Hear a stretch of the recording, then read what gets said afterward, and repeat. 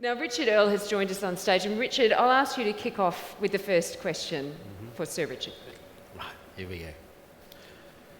Richard, when you've looked at business propositions or considered new ventures, have you ever overruled all the conventional wisdom around the table? In other words, the financial counsel, the legal counsel, all those advisors we pay and stuff, and proceeded because something just felt right?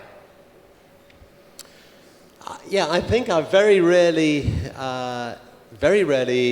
have got in the accountants or the lawyers in advance of doing a business. So, I think, if you've got an idea to create something that's going to make a difference to other people's lives, and your instinct says that, this is really needed, the best thing is just to get on and do it, and then at the end of the year, get the accountants to add up the figures and see whether your instinct was right or wrong. If you get in the accountants up front, you can have one set of accountants who'll tell you why you're going to lose lots of money. You'll have another set of accountants if they think that you want this answer. He'll say why you're going to make lots of money. But in the end, the only way is to, as I said earlier, just screw it, just get on and do it, I think. As business owners, we all want to see our ventures become successful. This doesn't always happen.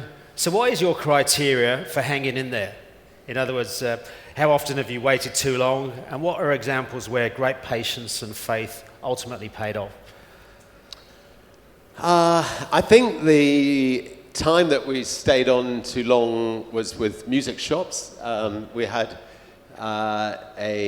we'd built, it was one of our first businesses, it was one of our babies. We'd built Virgin megastores around the world.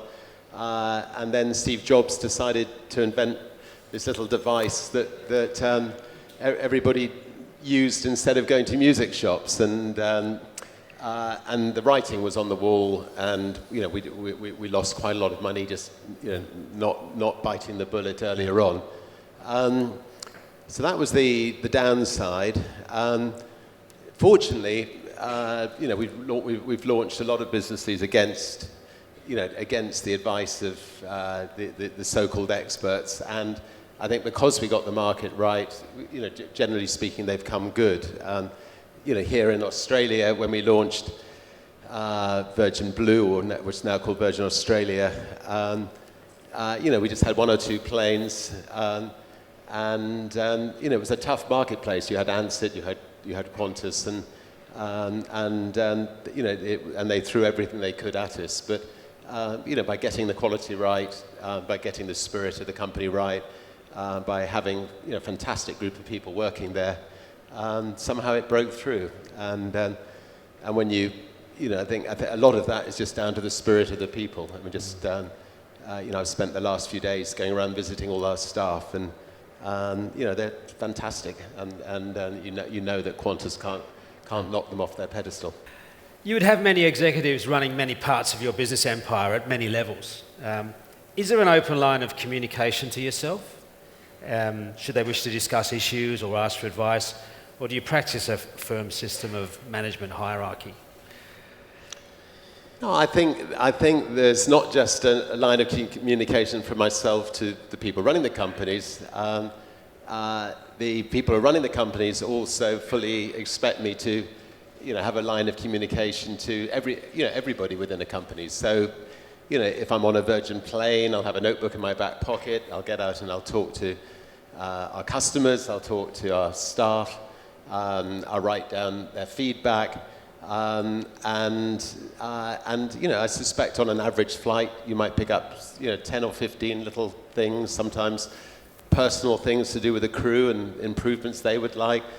Sometimes ideas from the customers, and then I'll go to the chief executive the next day, and they know I've just flown, or they know I've just been to one of their companies, and we'll have a debate and try to get them, make sure they happen.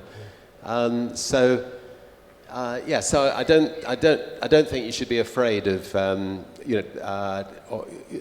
of sort of trying to sort of keep a hierarchical situation within a company. I think it's important that you get out and about and talk to everybody involved. Yeah. All right. Good. Richard, can I just jump in with a question Sure. here? One of your books is called Screw It, Let's Do It. So, what is the thinking behind? Is that strategic business planning really? Is it just get on with it?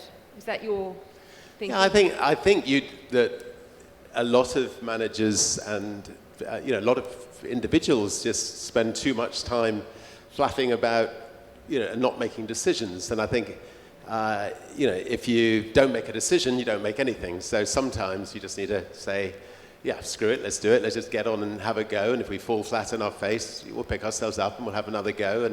And life is a lot more fun to say yes than to say no. So it's got me into trouble on occasions, but we've achieved a lot more by taking that attitude. And a lot of our decisions is based on instinct, based on experience. So. If we're not in the recruitment business, I know very little about it. We just had a really good hour's conversation before now, and we're not going to compete. If we do anything, we'll work together. But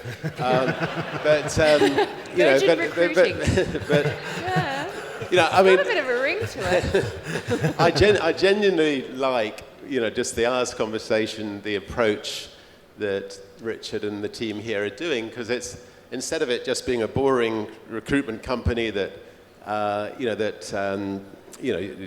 Finds somebody and puts them with somebody else. They are trying to look after all these people out there. Yeah. Their lives as a whole. At the moment, there's a lot of individual IT people all over the world, and it's quite lonely for them. So if they've actually got a company that genuinely cares for them, can keep tabs on them, can look after their whole life needs, it makes sense. So anyway, he sold me. I'm going to become an IT specialist. I'm going to sign up. Richard? All right. Even the best entrepreneurs would experience times of doubt and indecision. How do you deal with these moments? How much do you reveal to your inner circle? And how much do you bottle things up for the perceived greater good of those around you? I think that's what having a great team of people around you is all about. So if you have a great team of people, you can enjoy the good moments together and go out and party and celebrate. But in the down times when things are looking very black, those people can help carry you, and you can help carry them through the dark times. And we've certainly over the last 40 years had our moments where we're sort of facing oblivion, and it's just the fact that we've had that team of people pulling together that have pulled us through those moments. The great advantage of having a team of people who will kill for each other is that you can't get through those moments. So Richard, you're a great motivator of people, and from a media perspective, every time you come out here, there's some amazing stunt that happens that we all kind of put on the 6 o'clock news. But what has been the most motivational thing that you've done, do you think?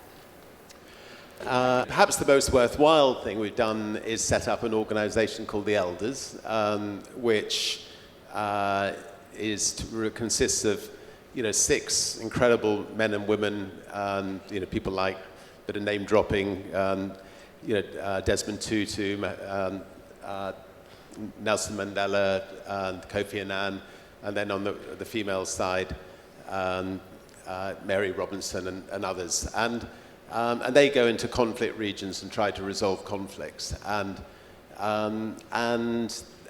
they've had some considerable success, and that, I suspect, is the one thing we've set up which we're most proud of, and has been fantastically positive from all the people who work for Virgin to know that Virgin is setting up organisations like that are tackling some of the bigger issues in the world, we've been talking earlier about how the IT specialists also want a purpose in life. They don't want to just be making money, which is obviously important. But in discussions with the IT specialists, they would love to see the organisation doing more. Do you ever lose it with people who don't deliver in terms of Lose their meaning brief? far people, you're trying to say. Okay, all right. I was sort of thinking, who have I lost lately? Yeah, I'm not good at letting people go, and what I try to do is encourage our managing directors not to think letting people go is the automatic thing you do when somebody messes up. I think quite often people are just in the wrong role, and if you can put them into a different role, they often flourish.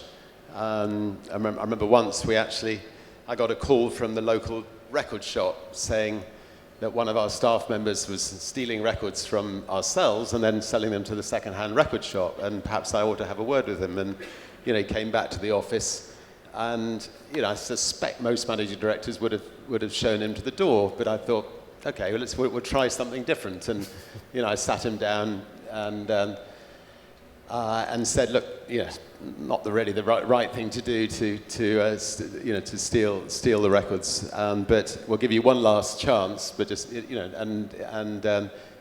appreciate if you could really commit yourself to the company. And he ended up being our best artist and repertoire guy we'd ever had. He signed bands like the Culture Club, the Rolling Stones, Peter Gabriel. Wow. So sometimes giving people a second chance is good.